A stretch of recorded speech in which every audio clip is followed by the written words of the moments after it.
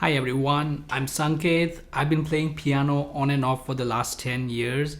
I'm basically self taught. I've learned piano through a lot of YouTube channels and some friends that have helped me through this journey. I used to teach, I used to conduct one on one sessions and group lessons since 2017, but I don't do that anymore. This tutorial series is intended to consolidate all of that learning and teaching techniques into a practical and results oriented program. If you have already been playing piano, I hope this is a good refresher for you. But you don't need to have any prerequisites to get started in piano.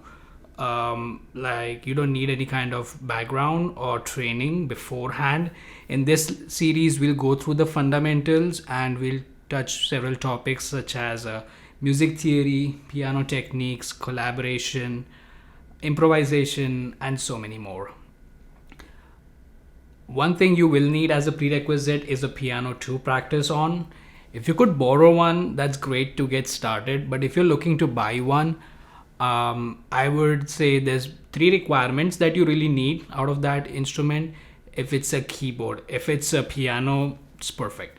If it's a digital piano, that's almost close to the perfection.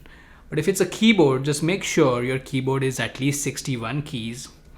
It has a sustain pedal input and it's not a MIDI keyboard. Now, you don't need to worry if it's already a MIDI keyboard and you know how to use it, so that's fine. But MIDI keyboards are generally keyboards that require a computer software to work with and a USB connection at all times. And I don't think those are required for this program. So as long as the keyboard you get is 61 keys, sustain pedal, and standalone, or MIDI, but you know how to use it, then that's great. Make sure your keyboard is in an accessible place so that you could just like whenever you need to practice, you could just walk up to it, seat yourself and start practicing. I've seen students pack their keyboards up after practicing, and that extra setup effort will make them reluctant to practice again. To help with your setup, I also recommend getting a stand and a piano bench. A chair is fine, but just make sure it's not wobbly or shaky so you're firm when you're practicing. If you've been learning before with me, you might see that the notes I used to give you before are different from the ones in this series.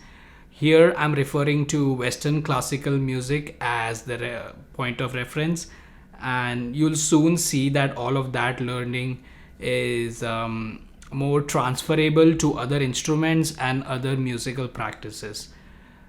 I will leave in depth learning resources in the description, but there will be also be a condensed document that I'll curate myself for every topic discussed in every video.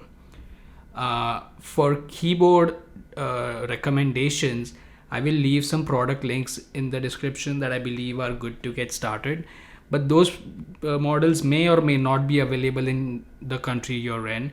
So if you need recommendations for that, just leave your country name in the comments and I'll see if I can find something for that too. And lastly, while I try my best to consolidate all of these information points into this series, all reviews, recommendations, or criticism, they're welcome. Please feel free to leave any doubts or comments, doubts or questions in the comments below if you have any.